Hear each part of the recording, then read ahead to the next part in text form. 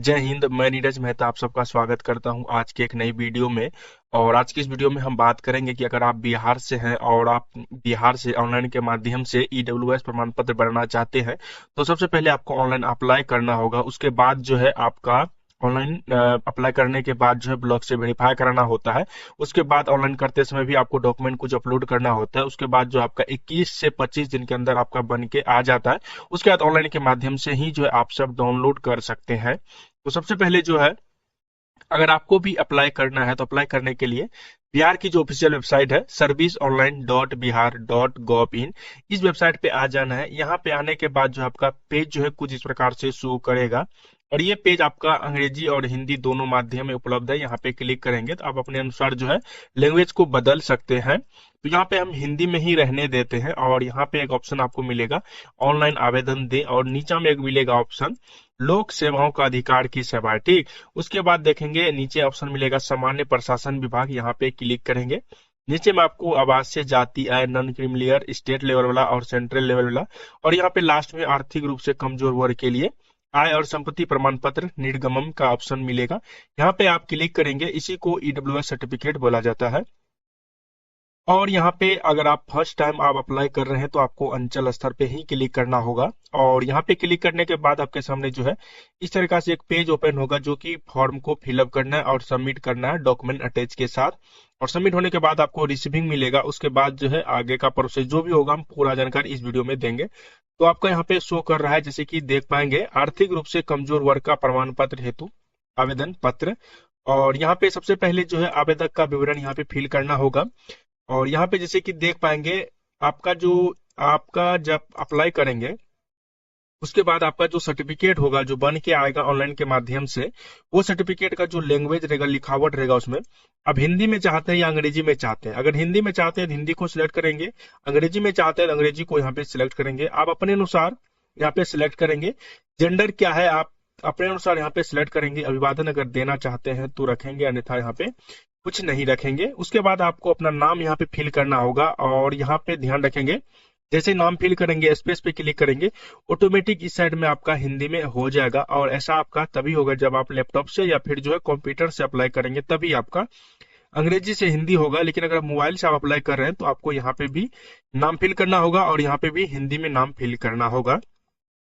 उसके बाद यहाँ पे आपको अपना डेट ऑफ बर्थ सिलेक्ट कर लेना है आप अपने आधार कार्ड के अनुसार। और यहाँ पे देख पाएंगे कि आधार नंबर का ऑप्शन देखने को मिल रहा होगा।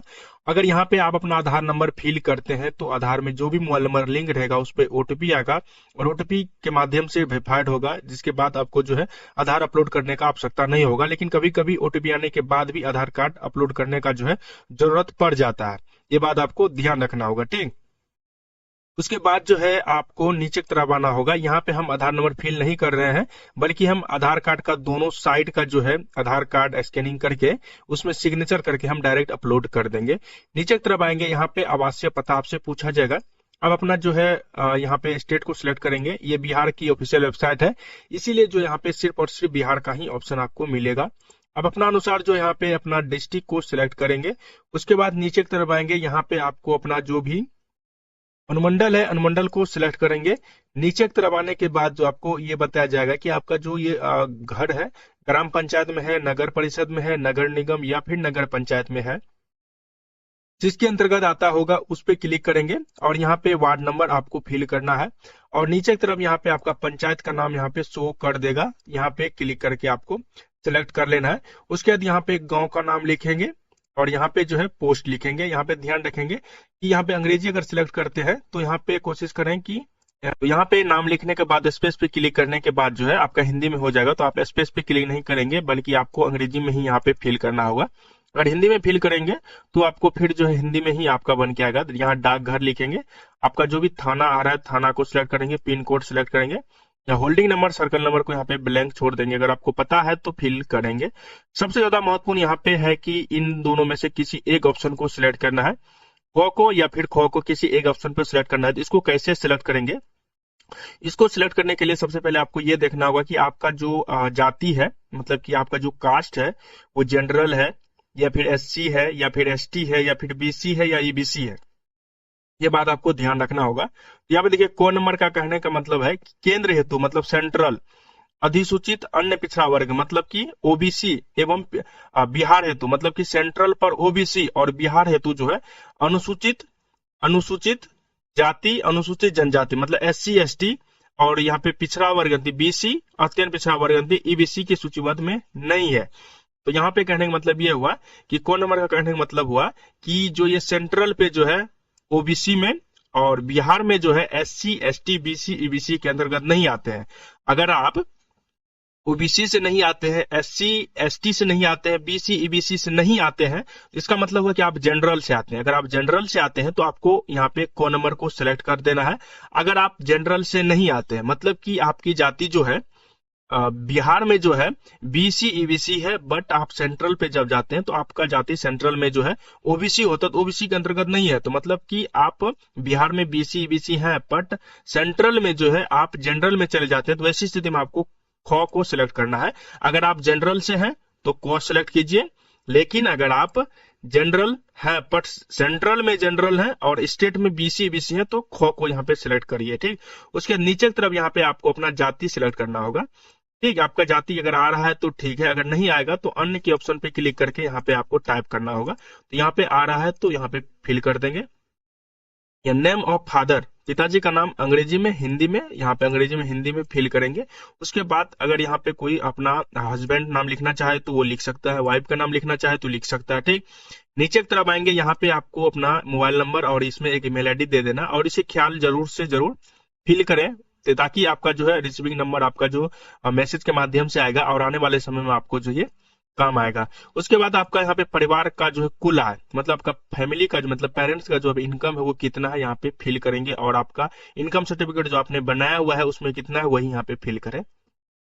और यहाँ पे बताया गया कि आपको अपना एक फोटो अपलोड करना है और फोटो में जो है सेल्फ अटेस्टेड होना चाहिए, मतलब फोटो के ऊपर पर जिसका फोटो है उसका सिग्नेचर होना चाहिए फोटो के ऊपर पे। तो यहाँ पे हम फोटो के ऊपर पे जो सिग्नेचर आपका अपलोड करके यहाँ पे जो है अपलोड करना है। तो चलिए यहाँ पे हम जो है सिलेक्ट करते हैं फोटो को अपलोड। यहाँ पे चलिए हम यहाँ पे जैसे कि देख पाएंगे फोटो को हम यहाँ पे अपलोड कर दिए हैं, और ये फोटो का जो साइज रखेंगे वो 100 KB तक रखें, 70-80-100 KB रखेंगे, आपका यहाँ पे ले लेगा।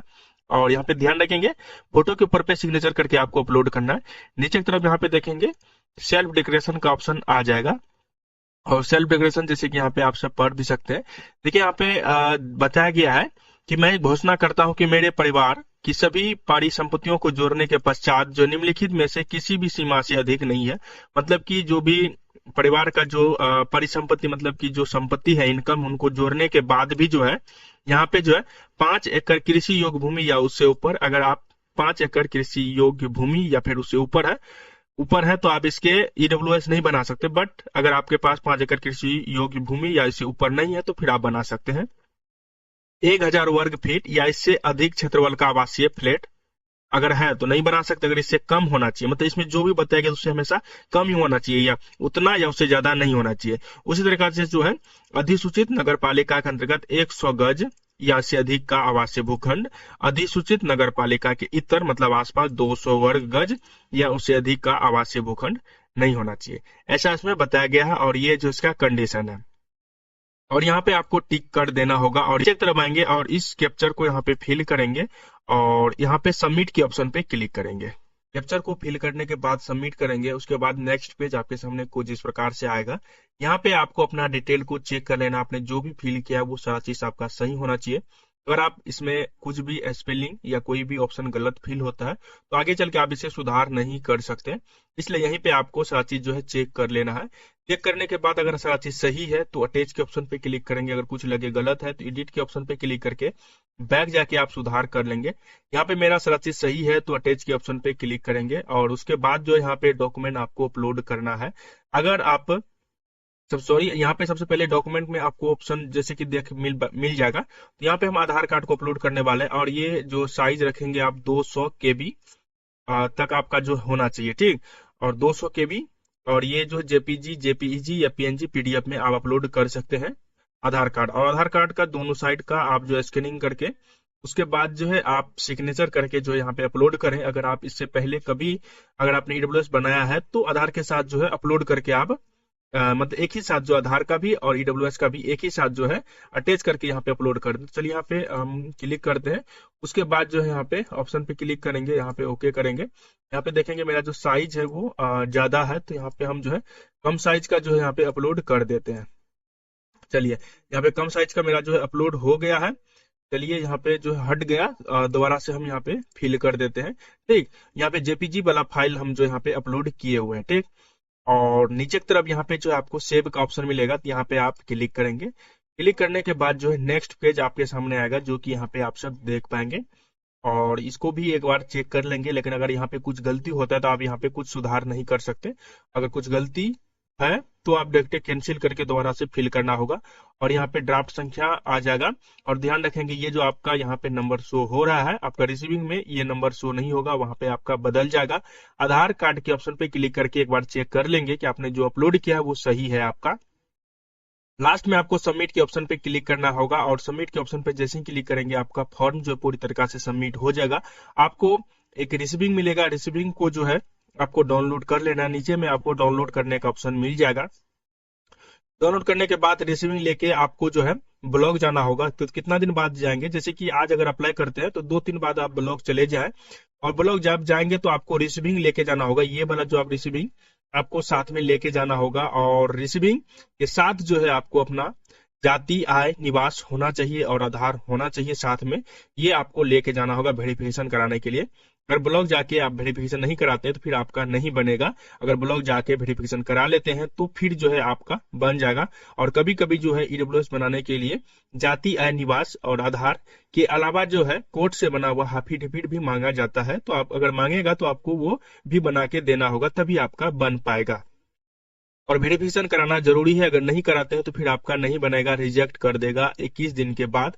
और अगर आप वेरिफिकेशन करा लिए हैं तो उसके बाद आपका बन जाएगा। 21 दिन बाद इसी वेबसाइट पे आपको आना होगा, वापस से इसी वेबसाइट पे आएंगे और यहाँ पे एक ऑप्शन आपको मिलेगा, नागरिक अनुभाग के नीचे एक ऑप्शन मिलता है सर्टिफिकेट डाउनलोड करेगा।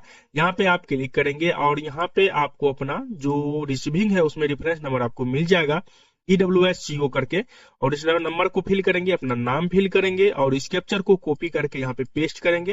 डाउनलोड सर्टिफिकेट के ऑप्शन पे क्लिक करेंगे, आपका डाउनलोड हो जाएगा। या फिर कभी कभी डायरेक्ट डाउनलोड नहीं होता है, इसके बाद एक और पेज आता है जिसमें आपको सिर्फ और सिर्फ रिसीविंग नंबर और कैप्चर फिल करके डाउनलोड पे क्लिक करेंगे, आपका डाउनलोड हो जाएगा। इस प्रकार से आप अप्लाई कर सकते हैं। और ब्लॉक में जाके आपको वेरिफिकेशन कराना जरूरी है, नहीं कराएंगे तो फिर आपका नहीं बनेगा, रिजेक्ट कर देगा।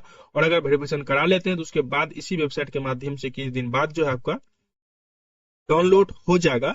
डाउनलोड करते समय आपको अगर नॉट जनरेट का ऑप्शन शो करे तो मतलब समझ जाइए कि आपका अभी तक नहीं बना है।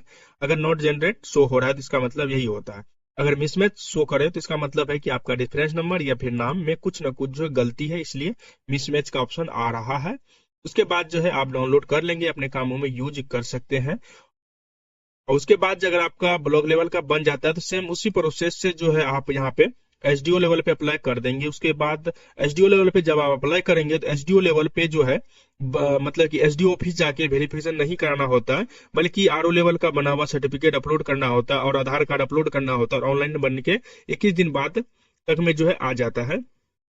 अगर अनुमंडल आपका बन जाता है तो उसके बाद फिर जिला स्तर पे आप अप्लाई करेंगे, प्रोसेस सेम है। और जिला स्तर पे जो है आपको एसडीओ लेवल वाला जो है प्रमाण पत्र अपलोड करना होता है और आधार कार्ड अपलोड करना होता है, बल्कि जिला स्तर पे कोई जाने की आवश्यकता नहीं होता, आपका ऑनलाइन के माध्यम से ही अपने आप बन के आ जाता है। तो ये था प्रोसेस ईडब्ल्यूएस प्रमाण पत्र बनाने का और डाउनलोड करने का। उम्मीद है कि ये वीडियो आप सबको पसंद आया होगा, और वीडियो को लास्ट तक देखने के लिए धन्यवाद, थैंक यू सो मच। मिलते हैं नेक्स्ट वीडियो में, तब तक के लिए जय हिंद और जय भारत।